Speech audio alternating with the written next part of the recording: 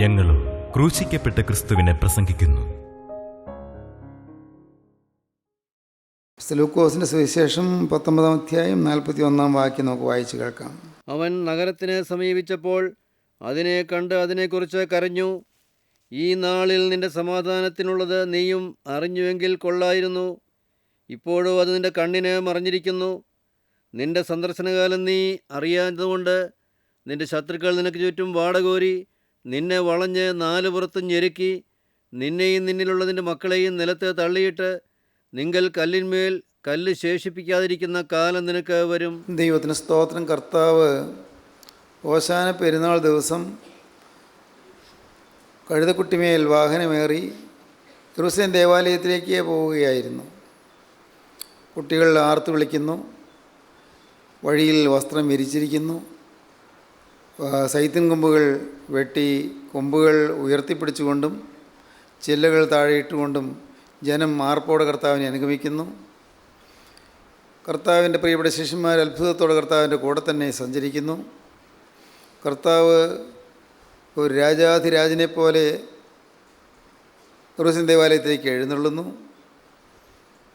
അതിമനോഹരമായൊരു ചിത്രം നാം കാണുകയാണ്. പുഷ്പവൃഷ്ടി, അനുഗ്രഹീതമായ സ്തോത്ര ശബ്ദം, ആരാധനയുടെ സുഖകരമായ ശബ്ദാരവം. ദൈവത്തിന് സ്തോത്രം. കർത്താവ് പക്ഷേ അങ്ങ് ദൂരെ ഉയരെ നിൽക്കുന്ന, നല്ല തലയെടുപ്പോടെ നിൽക്കുന്ന യെരൂശലേം ദേവാലയത്തിലേക്ക് നോക്കിക്കൊണ്ട് കർത്താവ് കരയുകയാണ്. യെരൂശലേമിനോട് സമീപിച്ചുകൊണ്ടിരിക്കുകയാണ്. യെരൂശലേം ദേവാലയത്തിൽ അങ്ങ് ദൂരെ നിന്ന് കാണുകയാണ്. കർത്താവ് കരയുകയാണ്. നഗരത്തോട് സമീപിച്ചപ്പോൾ കർത്താവ് അതിനെ നോക്കി കർത്താവ് കരഞ്ഞു. വായിക്കുന്നത് അങ്ങനെയാണ്: കർത്താവ് നഗരത്തെ കണ്ട് അതിനെക്കുറിച്ച് കരഞ്ഞു. കർത്താവ് പിന്നെ ഉച്ചത്തിൽ പറയുകയാണ്: ഈ നാളിൽ നിൻ്റെ സമാധാനത്തിനുള്ളത് നീയും അറിഞ്ഞുവെങ്കിൽ കൊള്ളായിരുന്നു. ഇപ്പോഴോ അത് നിൻ്റെ കണ്ണിന് മറഞ്ഞിരിക്കുന്നു. നീയോ നിൻ്റെ സന്ദർശനകാലം നീ അറിയാഞ്ഞതുകൊണ്ട് നിൻ്റെ ശത്രുക്കൾ നിനക്ക് ചുറ്റും വാടകോരി നിന്നെ വളഞ്ഞ് നാല് പുറത്ത് ഞെരുക്കി നിന്നെയും നിന്നിലുള്ള നിൻ്റെ മക്കളെയും നിലത്ത് തള്ളിയിട്ട് നിങ്ങൾ കല്ലിന്മേക്കല്ല് ശേഷിപ്പിക്കാതിരിക്കുന്ന കാലം നിനക്ക് വരും. വളരെ മനോഭേദകമായൊരു വാക്യമാണ് നാം കേൾക്കുന്നത്. കർത്താവ് കരയുന്നു. ഈ നാൾ ഏതാണ്? ഈ നാൾ, ഈ ലഭിച്ചിരിക്കുന്ന ഈ സമയം, ഇത് സന്ദർശന കാലമാണ്. സ്വർഗം ഭൂമിയെ സന്ദർശിക്കുന്ന കാലമാണ്. സ്വർഗീയനാഥൻ മനുഷ്യരുടെ ഇടയിലൂടെ സഞ്ചരിക്കുന്ന കാലമാണ്. രാജാധിരാജൻ മനുഷ്യരുടെ ഇടയിലൂടെ സഞ്ചരിച്ച് അവരുടെ വേദനകൾ മാറ്റുന്ന കാലമാണ്. അവർക്ക് സമാധാനം പകരുന്ന കാലമാണ്. സന്തോഷവും സമാധാനം നൽകുന്ന നല്ല കാലം. ഈ നാൾ നീ, ഈ സന്ദർശന കാലം നീ അറിയുന്നില്ല. ഈ കാലത്തിൻ്റെ സമാധാനവും സന്തോഷവും നീ അറിയുന്നില്ല. ഈ കാലത്തിൻ്റെ സവിശേഷതകൾ നീ അറിയുന്നില്ല. മനോഹരമായൊരു കാലം ലഭിച്ചിരിക്കുന്നത് നീ അറിയുന്നില്ല.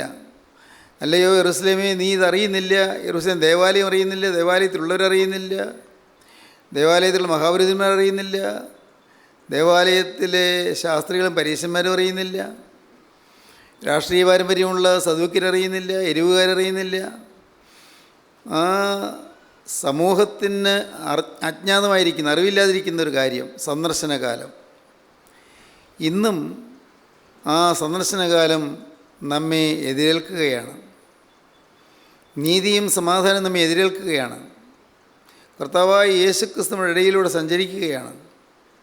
മനുഷ്യരും അതറിയുന്നില്ല, നാം അത് ഗ്രഹിക്കുന്നില്ല. അത് നമുക്ക് മറഞ്ഞിരിക്കുകയാണ്. ഏറ്റവും അനുഗ്രഹീതമായൊരു കാലം, നമുക്ക് വരാൻ പോകുന്ന നാശത്തിൽ നിന്ന് രക്ഷപ്പെടാൻ പറ്റുന്നൊരു കാലം, വരാൻ പോകുന്ന ശിക്ഷാവിധിയിൽ നിന്ന് മോചനം പ്രാപിക്കാനുള്ളൊരു കാലം, ഏറ്റവും നല്ല കാലം, നമ്മുടെ പാവങ്ങളൊക്കെയും ക്ഷമിച്ചു തരുന്നൊരു കാലം, നമ്മുടെ ജീവിതത്തിലെ ബാധകൾ മാറ്റുന്നൊരു കാലം, കുടുംബത്തിൽ സമാധാനം തരുന്നൊരു കാലം. ഈ സന്ദർശനകാലം അനേകരറിയാതിരിക്കുന്നു. ദൈവത്തിന് സ്തോത്രം. നമ്മുടെ സമൂഹത്തിൽ എത്രയോ കുടുംബങ്ങളാണ് കൊടിയ ദുരിതത്തിൽ കഴിഞ്ഞുകൂടുന്നത്. എന്നും ദുഃഖവും എന്നും ദുരിതവും എന്നും യാതനയും വേദനയുമായി എത്രയോ കുടുംബങ്ങൾ. പരസ്പരം സ്നേഹമില്ലാതെ പരസ്പരം ശണ്ഠയിലായി, പരസ്പരം കലഹത്തിലായി കഴിയുന്ന കുടുംബങ്ങൾ, ഭാര്യയും ഭർത്താവും ഒരു വീട്ടിൽ കഴിയുന്നു, പക്ഷേ പരസ്പരം മിണ്ടാട്ടമില്ലാതെ സ്നേഹമില്ലാതെ മുഖം കനപ്പിച്ച് കഴിഞ്ഞുകൂടുന്നു. അനേകം കുടുംബങ്ങളിൽ നിന്ന് എരിവരിക്കൊള്ളുകയാണ്. സമാധാനമില്ല, ആവശ്യത്തിന് പൈസയില്ല, രോഗത്തിന് ചികിത്സിക്കാൻ മാർഗമില്ല, രോഗത്തിൻ്റെ ഭയാനകമായ ആക്രമണം കൊണ്ട് വലയുന്നു. അനേകം കുടുംബങ്ങൾ നീറിപ്പോകുന്ന ഹൃദയങ്ങൾ, അതല്ലേ നാം കാണുന്നത്. സന്ദർശനകാലം ഇതെല്ലാം മാറി സമാധാനം തരുന്നൊരു കാലം കർത്താവ് തന്നിരിക്കുകയാണ്, ദാനമായി തന്നിരിക്കുകയാണ്. പക്ഷേ അനേകർക്ക് ഇത് മനസ്സിലാകുന്നില്ല. എന്താണ് വചനത്തിൻ്റെ ശക്തി എന്ന് പലരും ഗ്രഹിക്കുന്നില്ല. വചനം മൂലം ലഭിക്കുന്ന അനുഗ്രഹം പലർക്കും മനസ്സിലാകുന്നില്ല. ഏതോ ചില സ്ഥാപിത താല്പര്യത്തിന് വേണ്ടിയാണ് കൂട്ടായ്മ നടത്തുന്നതാണ് പലരുടെയും ധാരണ. പൈസ ഉണ്ടാക്കുവാനാണ് കൂട്ടായ്മ നടത്തുന്നത് ചിന്തിക്കുന്നവരുമുണ്ട്. ഇത് ഏതോ പേരിനും പെരുമയ്ക്കും വേണ്ടി ഒരു സമൂഹം ഇന്ന് വേർതിരിഞ്ഞു നിന്നുകൊണ്ട് തങ്ങളെ തന്നെ ഉയർത്താനുള്ള ശ്രമമാണെന്ന് ചിന്തിക്കുന്ന ആളുകളുണ്ട് പലതരത്തിൽ. എന്നാൽ എന്താണ് നടക്കുന്നത്? ഇത് സന്ദർശനകാലമാണ്. പ്രിയപ്പെട്ടവരെ, നിങ്ങൾ മനസ്സിലാക്കുന്നുണ്ടോ? എത്രയോ കുടുംബങ്ങളാണ് സമാധാനം അനുഭവിക്കുന്നത്. മദ്യാസക്തിയിൽ ജീവിതം തകർത്തുകൊണ്ടിരിക്കുന്ന എത്രയോ പേരാണ് മദ്യത്തിൽ നിന്ന് മോചനം പ്രാപിച്ചിരിക്കുന്നത്. എത്രയോ പേര് കുടുംബം നശിപ്പിച്ചുകൊണ്ടിരുന്ന, കുടിച്ച് മുടിച്ചുകൊണ്ടിരുന്ന എത്രയോ പേരാണ് ഇന്ന് സമാധാനം അനുഭവിക്കുന്നത്. പഠിക്കാൻ ബുദ്ധിയില്ലാതെ, വായിച്ചാൽ ഒന്നും ബുദ്ധിയിൽ പ്രവേശിക്കാതെ, പരീക്ഷയിൽ തോറ്റ് വിഷമിച്ച്, ഭാവിയോർത്ത് നിരാശപ്പെട്ട്, എല്ലാം തകർന്നല്ലോ എന്നോർത്ത് കടുത്ത നിരാശയിൽ ജീവിക്കുന്ന എത്രയോ പേര്. അങ്ങനെയുള്ളവരാണ് ഇന്ന് നല്ല ബുദ്ധിയുള്ളവരായി, നല്ലപോലെ പഠിക്കുന്നവരായി, പഠിച്ച് ഉയരുന്നു, അവരുടെ ബുദ്ധി തെളിയുന്നു. നമ്മുടെ സമൂഹത്തിൽ നാം കാണുന്നതല്ലേ, നമ്മുടെ ഈ കൂട്ടായ്മയിൽ തന്നെ നാം കാണുന്നതല്ലേ എന്തെന്ത് അത്ഭുതങ്ങൾ. മാതാപിതാക്കളുടെ മുമ്പിൽ ക്ഷമ ചോദിക്കുന്ന മക്കൾ, അധ്യാപകരുടെ മുമ്പിൽ മാപ്പി ചോദിക്കുന്ന വിദ്യാർത്ഥികൾ, പരസ്പരം മാപ്പി ചോദിക്കുന്ന വിദ്യാർത്ഥിനികൾ, പ്രണയത്തിൻ്റെയും പ്രേമത്തിൻ്റെയും പേരിൽ ജീവിതം തുലച്ചുകൊണ്ടിരിക്കുന്നവർ, അതെല്ലാം വിട്ട് സമാധാനത്തിൻ്റെയും വിശുദ്ധരെയും പാതിലേക്ക് തിരിയുന്ന എത്രയോ ആളുകൾ. ദൈവത്തിന് സ്തോത്രം. ഈയിടെ ഞാൻ വായിച്ചു, ഈ ഇൻ്റർനെറ്റിൽ കൂടിയുള്ളതായ കളിയിൽ രസിക്കുന്ന കുട്ടികളുണ്ട്. ഞാൻ അമ്പരന്ന് പോയി. ഇൻ്റർനെറ്റിൽ കൂടിയുള്ള കളി, അത് അപകടവും ഇല്ലല്ലോ എന്നാണ് വിചാരിച്ചിരുന്നത്, ഒരു കുഴപ്പമില്ലല്ലോ എന്ന്. ഞാനത് പുസ്തകം വായിച്ചപ്പോഴാണ് മനസ്സിലായത് എന്തെന്തെല്ലാം അപകടങ്ങളാണ് പതിയിരിക്കുന്നത്. കുട്ടികളിൽ അക്രമവാസന വരുന്നു. അക്രമവാസന, ശത്രുവിനെ നിഗ്രഹിക്കുന്നതിന് വേണ്ടിയുള്ളതായ ഓട്ടമാണ്, അതിനുള്ള യത്നമാണ് പല കളികളും. ചില കളികളുടെയൊക്കെ പേര് ഞാൻ വായിച്ചു, അതൊന്നും എൻ്റെ മനസ്സിൽ തങ്ങി നിൽക്കുന്നതല്ല താനും. അനേകം കുട്ടികൾ, കൊച്ചുകുട്ടികൾ കൗമാരപ്രായത്തിൽ തന്നെ, കൗമാരപ്രായത്തിന് മുൻപ് തന്നെ ഈ വീഡിയോ ഗെയിം, അതിൽ സമയം ചെലവഴിക്കുകയാണ്. എത്ര നേരം ഇരുന്നാലും അവരെഴുന്നേറ്റ് പോരുകയില്ല. വീഡിയോ ഗെയിം അവരുടെ ഭാവി നശിക്കുകയാണ്, അവരറിയുന്നില്ല. ബുദ്ധി മങ്ങിപ്പോവുകയാണ്, അവരറിയുന്നില്ല. ഒരു പ്രസിദ്ധ മനഃശാസ്ത്രജ്ഞൻ എഴുതിയ പുസ്തകമാണ് ഞാൻ വായിച്ചത്. ഞാൻ അമ്പരന്ന് പോയി വായിച്ചപ്പോൾ, ഇനി വരാനിരിക്കുന്ന തലമുറയുടെ ചേതനയുറ്റ അനുഗ്രഹ ഭാഗ്യത്തിലേക്ക് വരേണ്ടവർ നിർഭാഗ്യവശാൽ ഇങ്ങനെയുള്ളതായ വീഡിയോ ഗെയിംസിൽപ്പെട്ട് ജീവിതം നശിപ്പിച്ചു കൊണ്ടിരിക്കുന്നു. കൊച്ചുകുട്ടികൾ, നല്ല ഓമനത്വമുള്ള കുട്ടികൾ, നല്ല കോമളത്വമുള്ള കുട്ടികൾ, വാത്സല്യ തികവാർന്ന് നല്ല സുഖകരമായി പഠിച്ച് ഉയരേണ്ട കുട്ടികൾ, അവർ വീഡിയോ ഗെയിം കളിച്ച് സമയം പാഴാക്കുന്നു. എഴുന്നേറ്റ് പോരുകയില്ല. ആഹാരത്തിന് സമയം പോലും അത് അവർ വിട്ട് പോരുകയില്ല. ആഹാരം കഴിക്കാൻ വിളിച്ചാൽ പോലും വരികയില്ല. ഇങ്ങനെയൊക്കെയാണ് ആ പുസ്തകത്തിൽ എഴുതിയിരിക്കുന്നത്. ഇന്ന് ഇവിടെ അനേകം കുട്ടികൾ ഇരിക്കുന്നുണ്ടല്ലോ. ഞാൻ നിങ്ങളോട് ചോദിക്കട്ടെ, വീഡിയോ ഗെയിമിൽ രസിച്ചുകൊണ്ടിരിക്കുന്നവരുണ്ടോ? നിങ്ങൾക്ക് അത് അപായകരമായ യാതനകളിലേക്ക് നിങ്ങളെ നയിക്കും, നിങ്ങൾ മനസ്സിലാക്കിക്കൊള്ളുക. കുട്ടികൾ ഇന്ന് ഈ കമ്പ്യൂട്ടർ കൊണ്ടുള്ള ചില അനേകം നന്മകളുണ്ട്, പക്ഷേ ഈ കമ്പ്യൂട്ടറിൽ കൂടി വരുന്നതായ അനേകം വിനകളുണ്ട്, ആപത്തുകളുണ്ട്. അതൊന്നും മനസ്സിലാക്കുന്നില്ല. ഇതൊരു സന്ദർശന കാലമാണ്. രക്ഷപ്പെടാൻ പറ്റിയ കാലമാണ്, മനംതിരിയാൻ പറ്റിയ കാലമാണ്. കർത്താവിനെ സ്നേഹിക്കാനും കർത്താവിനെ സ്വീകരിക്കാനും കർത്താവിനെ ആരാധിക്കാനും കർത്താവിനെ വേല ചെയ്യാനും പറ്റിയ കാലമാണ്. ജീവിതം ശോഭനമായ ഭാവിയിലേക്ക് ഉയർന്നു കുതിച്ചു വരേണ്ടതായ കാലമാണ്. അതിനുവേണ്ടി നാം നമ്മുടെ ജീവിതം വേർതിരിച്ച് കൊടുക്കേണ്ടതാണ്. നീ വാക്കുകളെ കേൾക്കുന്ന മാതാപിതാക്കൾ നിങ്ങളുടെ കുട്ടികൾ വീഡിയോ ഗെയിം കളിച്ച് സമയം കളയുന്നുണ്ടെന്ന് നോക്കണം.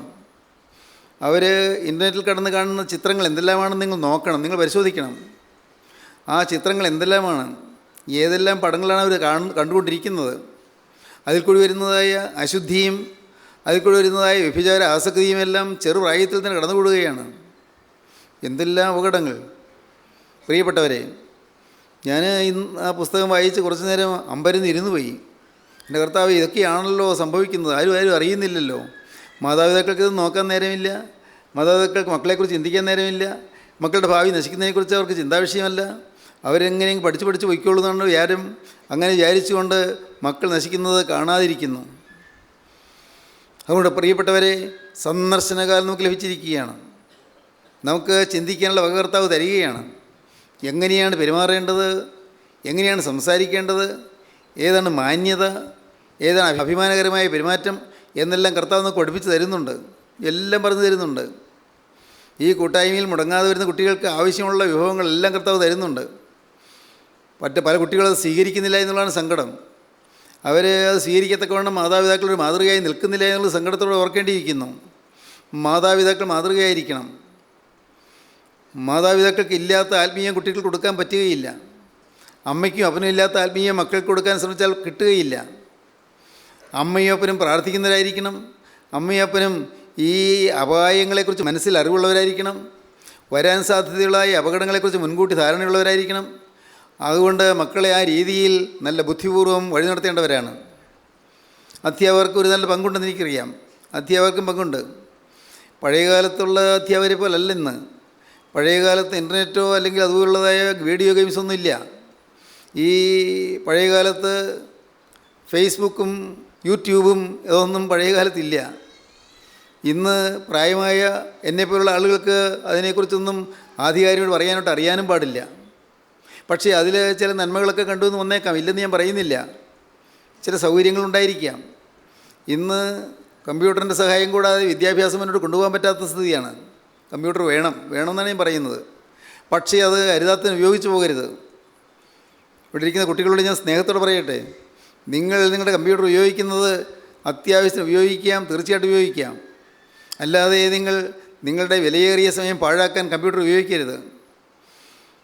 നിങ്ങളുടെ ജീവിതത്തിൽ ചില ചിട്ടകൾ നിങ്ങൾ പാലിക്കണം. ജീവിതത്തിൽ ചില വ്യക്തമായ അടുക്കും ചിട്ടയും നിങ്ങൾക്ക് പാലിക്കാൻ സാധിച്ചെങ്കിൽ മാത്രമേ നിങ്ങൾക്ക് വളരാൻ സാധിക്കുകയുള്ളൂ. നിങ്ങൾക്ക് ഉപകാരപ്പെടണം, നിങ്ങളുടെ മാതാപിതാക്കൾക്ക് ഉപകാരപ്പെടണം, നിങ്ങളുടെ സമൂഹത്തിന് ഉപകാരപ്പെടണം, നിങ്ങളുടെ അധ്യാപകർക്ക് ഉപകാരപ്പെടണം. നിങ്ങൾ മൂലം സമൂഹം ആനന്ദിക്കുകയും അഭിമാനിക്കുകയും ചെയ്യണം. സ്തോത്രം. അതിനെന്താണ് പോംവഴി? ഒരേ ഒരു പോംവഴിയുള്ളൂ. സന്ദർശനകാലം തിരിച്ചറിയുക. ക്രിസ്തു സന്ദർശിക്കുന്ന കാലം. നിങ്ങളുടെ അരികിലേക്ക് ക്രിസ്തു വരുന്നു, നിങ്ങളുടെ ഭവനത്തിലേക്ക് ക്രിസ്തു വരുന്നു. പ്രിയപ്പെട്ടവരെ, നിങ്ങൾക്കറിയാമോ, ഈ വേദപുസ്തകം നിങ്ങളുടെ വീട്ടിലുണ്ടെങ്കിൽ ക്രിസ്തു ആ വീട്ടിൽ വരികയാണ്. ആരെങ്കിലും അറിയുന്നുണ്ടോ? വേദപുസ്തകം മറിച്ച് നോക്കുന്നില്ല, വായിക്കുന്നില്ല. വല്ലപ്പോഴും ഒരിക്കലൊന്ന് വായിച്ചാലായി, അത്രയേ ഉള്ളൂ. കൃത്യമായി വേദപുസ്തകം വായിക്കുന്നുണ്ടോ? വായിക്കുന്നുണ്ടെങ്കിൽ മനസ്സിലാക്കുന്നുണ്ടോ? പലതും വായിക്കുന്നു, പക്ഷേ ഗ്രഹിക്കുന്നില്ല. അപ്പോസ്തലപ്രവൃത്തികളുടെ പുസ്തകത്തിൽ 8-ാം അധ്യായത്തിൽ സംഭവമുണ്ട്. യാത്രയിൽ എത്യോപ്യ രാജ്ഞിയുടെ ഉന്നതോദ്യോഗസ്ഥനായ ഷണ്ടൻ തേരിലിരുന്ന് വേദപുസ്തകം വായിക്കുകയായിരുന്നു. രഥത്തിലിരുന്ന് വേദപുസ്തകം വായിക്കുകയായിരുന്നു. അപ്പോഴാണ് ദൈവത്തിൻ്റെ പരിശുദ്ധാത്മാവ് ഫിലിപ്പോസിനോട് പറഞ്ഞത്, തേരിനോട് ചേർന്ന് നടക്കുക എന്ന്. തേരിനോട് ചേർന്ന് നടക്കുക. അതിന് മുൻപ് ദൈവത്തിൻ്റെ ആത്മാവ് പറഞ്ഞിരുന്നു, ഗസ്സയ്ക്കുള്ള നിർജ്ജനമായ വഴിയിലേക്ക് പോകുക എന്ന്. നിർജ്ജനമായ വഴിയിലേക്ക് എന്തിനാണ് പോകുന്നത്? ഫിലിപ്പോസിന് മനസ്സിലായില്ല. നിർജ്ജനമായ വഴിയിലേക്ക് കൂടെ എന്തിനു പോകണം? ഫിലിപ്പോസിന് മനസ്സിലായില്ല. പക്ഷേ ദൈവം കൽപ്പിച്ചു, പോയി. തേരിനോട് ചേർന്ന് നടന്നു.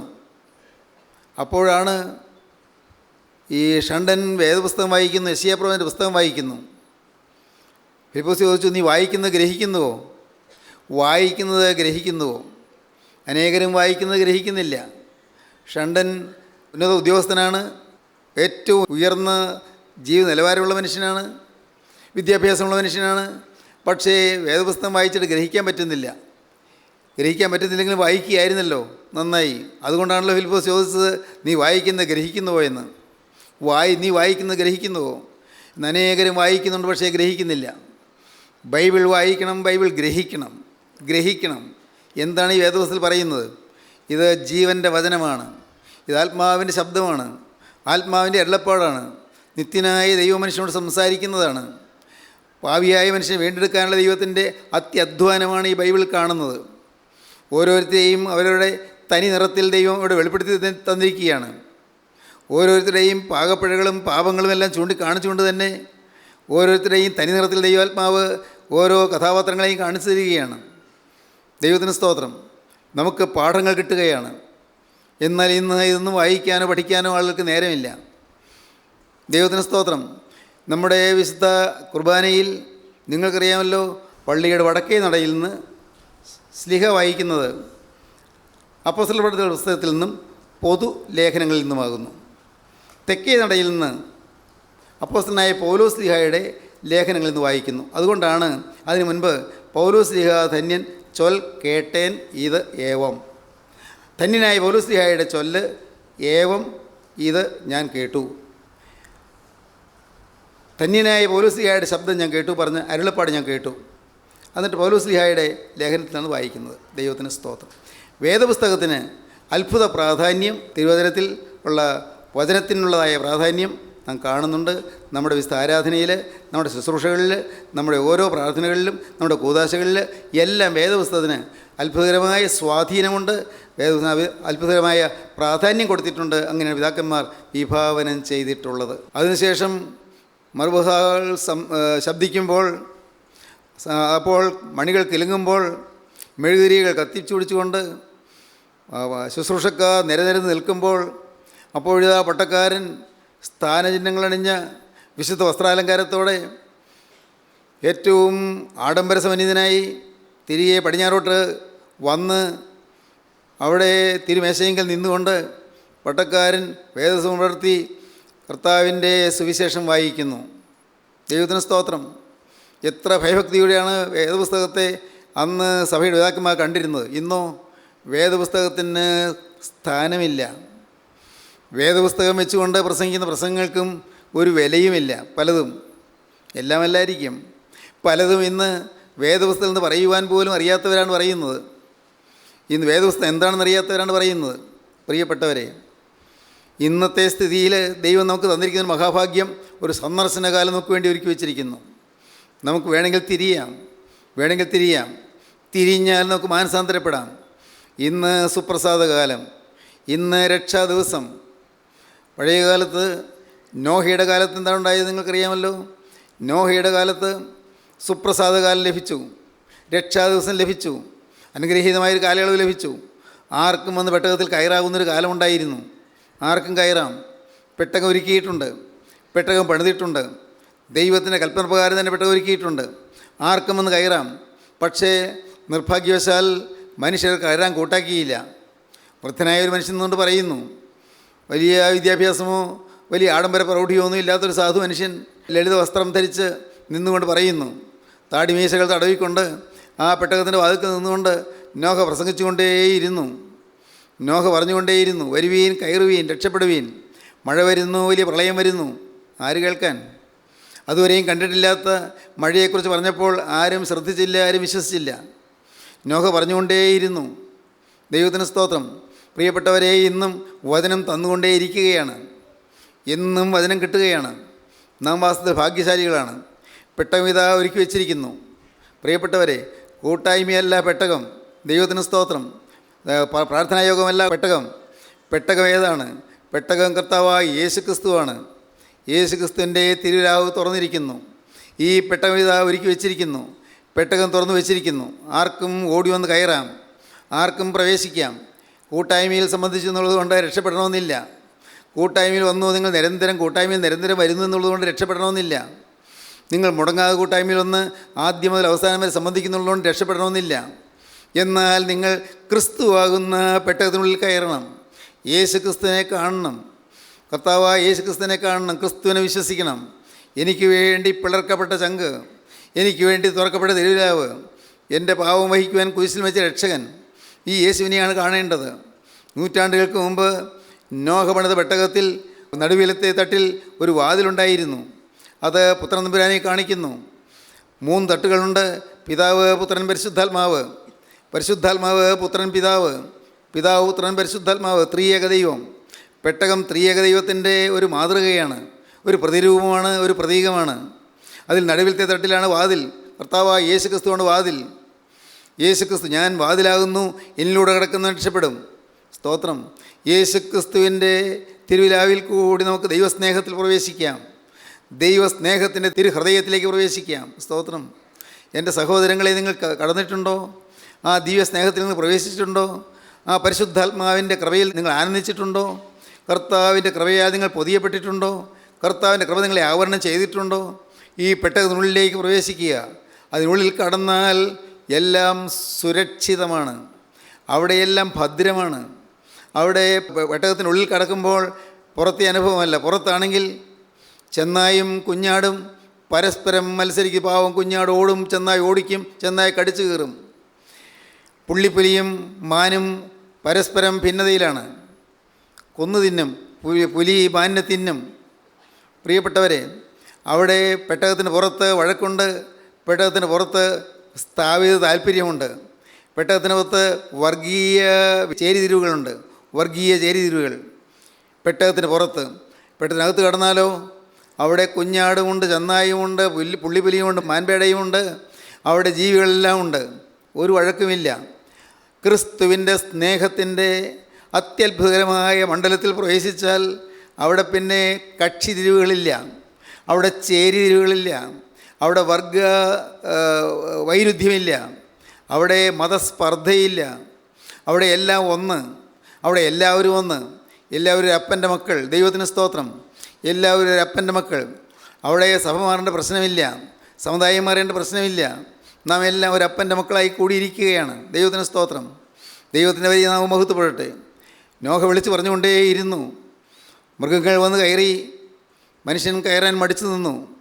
മനുഷ്യൻ സംശയിച്ചു. മനുഷ്യൻ പരിഹസിച്ചു. മനുഷ്യരെല്ലാം നോഹയെ പരിഹസിച്ചു. ഈ വയസ്സിന് വാർദ്ധക്യത്തിൽ എന്തോ കിറുക്ക് പിടിച്ചിരിക്കുകയാണെന്ന് പറഞ്ഞു ആളുകൾ. അത്രയേ പറയാൻ തോന്നിയുള്ളൂ. നോഹയെ കളിയാക്കി. പക്ഷേ നോഹ അതൊന്നും ഗവനിച്ചില്ല, കളിയാക്കുന്നതിനെ നോക്കിയില്ല. പക്ഷേ ഇതിൻ്റെ ഹൃദയത്തിൽ തീ കത്തുകയായിരുന്നു. നോഹയുടെ ഉള്ളിൽ സ്നേഹത്തിൻ്റെ അഗ്നി കത്തുകയായിരുന്നു. നഷ്ടപ്പെട്ടു പോകുന്നവർക്ക് വേണ്ടിയുള്ള ആ സ്നേഹത്തിൻ്റെ ദാഹം കത്തിക്കൊണ്ടിരിക്കുകയായിരുന്നു. അനേകർ നശിക്കുന്നല്ലോ എന്നുള്ള വേദന കത്തിക്കൊണ്ടിരിക്കുകയായിരുന്നു. ആ വേദനയിൽ നോഹ വിളിച്ച് പറഞ്ഞുകൊണ്ടേയിരുന്നു. അവസാനം നോഹയുടെ കുടുംബം മുഴുവൻ കയറി. എല്ലാ ജീവജാലങ്ങളും ഈരണ്ടീരണ്ടായി കയറി. പെട്ടകത്തിൻ്റെ വാതിൽ ദൈവം അടച്ചു. നോഹയും കയറി കഴിഞ്ഞപ്പോൾ ദൈവത്തിന് സ്തോത്രം, ദൈവം വന്ന് വാതിലടച്ചു. മനുഷ്യൻ്റെ കൈയല്ല വാതിലടയ്ക്കുന്നത്. ഇന്ന് കൃപയുടെ കാലമാണ്. ആർക്കും ഓടി വന്ന് രക്ഷപ്പെടാം, ആർക്കും പ്രവേശിക്കാം, ആർക്കും രക്ഷാസങ്കേതത്തിൽ പ്രവേശിക്കാം, ആർക്കും ഈ സങ്കേത നഗരത്തിൽ പ്രവേശിക്കാം, ആർക്കും രക്ഷപ്പെടാം. ദൈവത്തിന് സ്തോത്രം. പ്രിയപ്പെട്ടവരെ, ഇന്ന് ഗോകുൽത്തായിലെ ആ ക്രൂസിലേക്ക് നാം നോക്കുമ്പോൾ തിരുവിലാവ് തുറന്ന് ക്രിസ്തു പിടയ്ക്കുന്നത് നമുക്ക് കാണാം. പിടയുന്ന ക്രിസ്തു, കരയുന്ന ക്രിസ്തു. ദൈവത്തിന് സ്തോത്രം. എനിക്ക് വേണ്ടി കരയുന്നു, നിങ്ങൾക്ക് വേണ്ടി കരയുന്നു. എൻ്റെ പാവസ്വഭാവം കണ്ട് കരയുന്നു. പ്രിയപ്പെട്ടവരെ, നിങ്ങളുടെ പാവസ്വഭാവം കണ്ട് കരയുന്നു. എൻ്റെ സ്വാർത്ഥത കണ്ട് കരയുന്നു, നിങ്ങളുടെ സ്വാർത്ഥത കണ്ട് കരയുന്നു. എൻ്റെ ദിവ്യാഗ്രഹം കണ്ട് കരയുന്നു. എൻ്റെ സ്വയം പ്രശംസ കണ്ട് കരയുന്നു. ദൈവത്തിന് സ്തോത്രം. ഇന്നും എൻ്റെ ഈഗോ പോയിട്ടില്ലല്ലോ എന്നോർത്ത് കരയുന്നു. എൻ്റെ സ്വയം മരിച്ചിട്ടില്ലല്ലോ എന്നോർത്ത് കരയുന്നു. ദൈവത്തിന് സ്തോത്രം. ഞാനും നിങ്ങളെപ്പോലെ ഒരു സാധാരണ മനുഷ്യനായിരിക്കുന്നു. പ്രിയപ്പെട്ടവരെ, എനിക്കും വേണം രക്ഷ. ഞാനും ഈ പെട്ടകത്തിനുള്ളിൽ കടന്നു നിന്നുകൊണ്ട് എൻ്റെ ദൈവത്തെ സ്തുതിക്കുകയാണ്. പ്രിയപ്പെട്ടവരെ, നിങ്ങൾ കടക്കാൻ താല്പര്യമുണ്ടോ? ഇന്ന് വാതിൽ തുറന്നു വെച്ചിട്ടുണ്ട്. ഇന്ന് വേണമെങ്കിൽ നിങ്ങൾക്ക് കടക്കാം. നിങ്ങൾക്ക് കടന്നു വരാൻ ആഗ്രഹമുണ്ടോ? ഇന്ന് വാതിൽ തുറന്നു വെച്ചിരിക്കുന്നു. ഈ തുറക്കപ്പെട്ട വാതിൽ കൂടി അകത്ത് പ്രവേശിക്കാം. ഗോകുൽത്തായിലേക്ക് നോക്കൂ. കർത്താവായ യേശു ക്രൂശിന്മേൽ കിടക്കുന്നു. പിടയുന്ന ക്രിസ്തു, കരയുന്ന ക്രിസ്തു. എൻ്റെ ദൈവമേ, എൻ്റെ ദൈവമേ, നീ എന്നെ കൈവിട്ടത് എന്തെന്ന് പറഞ്ഞ് കരയുന്ന ക്രിസ്തു. ദൈവത്തിന് സ്തോത്രം. ദൈവത്തിന് വലിയ നാമം മഹത്വപ്പെടട്ടെ. യേശു കുരിശുമേൽ കിടന്നുകൊണ്ട് എനിക്ക് ദാഹിക്കുന്നു പറയുന്നു. നമുക്ക് ഓരോരുത്തർക്കും വേണ്ടി ദാഹിക്കുകയാണ്. ദൈവത്തിന് സ്തോത്രം. ഇന്ന് നിങ്ങളുടെ ഹൃദയം നിങ്ങൾ താഴ്ത്തുമോ? യേശുവിൻ്റെ കരങ്ങളിലേക്ക് നിങ്ങൾ കൊടുക്കുമോ? യേശുവെ, ഇത്രയും കാലം നഷ്ടപ്പെടുത്തി കളഞ്ഞല്ലോ, പാഴാക്കി കളഞ്ഞല്ലോ. വൻ കാര്യങ്ങൾ നേടാമായിരുന്ന കാലമായിരുന്നല്ലോ. വലിയ വലിയ ശുശ്രൂഷകൾ ചെയ്യാമായിരുന്ന കാലമായിരുന്നല്ലോ. അനേകരെ വീണ്ടെടുക്കാവുന്ന കാലമായിരുന്നല്ലോ. അനേക രക്ഷയിലേക്ക് നയിക്കാവുന്ന കാലമായിരുന്നല്ലോ. അനേകം പുള്ളിപ്പുലികളെയും കടുവകളെയും സിംഹങ്ങളെയും പെട്ടത്തിനുള്ളിൽ പ്രവേശിപ്പിക്കാവുന്ന കാലമായിരുന്നല്ലോ. നാഥ, നഷ്ടപ്പെടുത്തി കളഞ്ഞല്ലോ, എല്ലാം നഷ്ടപ്പെടുത്തിയല്ലോ. കർത്താവേ, ഇന്ന് ഞാനിതാ നിന്റെ തിരുമുമ്പാകെ വരുന്നു. നിൻ്റെ വേല ചെയ്യാൻ ഞാനിതാ വരുന്നു. നിനക്ക് വേണ്ടി സംസാരിപ്പാൻ ഞാനിതാ വരുന്നു. നിനക്ക് വേണ്ടി ശബ്ദം ഉയർത്താൻ ഞാനിതാ വരുന്നു. നിനക്ക് വേണ്ടി നിൻ്റെ ഒരു പ്രതിനിധിയായി നിൽപ്പാൻ ഞാനിതാ വരുന്നു. സമർപ്പിക്കുമോ നിങ്ങൾ? യേശുവിൻ്റെ കരങ്ങളിലേക്ക് നിങ്ങൾ കൊടുക്കുമോ? യേശുവിന് നിങ്ങൾ വാക്ക് പറയുമോ? യേശുവേ, ഇത്രയും കാലം പാഴാക്കി ഇന്ന് ഞാനിതാ രക്ഷാസംഘത്തിലേക്ക് ഓടി വരുന്നു. തിരക്തത്താൽ എന്നെ കവർ ചെയ്യണമേ, തിരക്തത്താൽ എന്നെ ആവരണം ചെയ്യണമേ, തിരക്തത്താൽ എന്നെ പൊതിയണമേ, തിരക്തത്താൽ എന്നെ ശുദ്ധീകരിക്കണമേ, തിരക്തത്താൽ എന്നെ രക്ഷിക്കണമേ. കർത്താവേ, എൻ്റെ പേര് ജീവൻ്റെ പുസ്തകത്തിൽ എഴുതി ചേർക്കണമേ. നമുക്ക് സമർപ്പിക്കാം, നമുക്ക് പ്രാർത്ഥിക്കാം. കരുണയുള്ള കർത്താവേ, ഈ നല്ല സമയത്തിനായി ഞങ്ങൾ നിന്നെ സ്തുതിക്കുന്നു. എല്ലാവരെയും അനുഗ്രഹിക്കണമേ. രക്ഷാസങ്കേതം എന്താ എന്ന് കാണിച്ചു കൊടുക്കണമേ. രക്ഷകനായ ക്രിസ്തുവിൻ്റെ സ്നേഹം കാണുവാൻ ഈ മക്കളുടെ ഹൃദയത്തെ തുറക്കണമേ. നാഥ, എല്ലാവരെയും അനുഗ്രഹിക്കണമേ. യേശു ക്രിസ്തുവിൻ്റെ ജയകരമായ നാമത്തിൽ പ്രാർത്ഥിക്കുന്ന കൃപയോടെ കേൾക്കണമേ. ആമീൻ.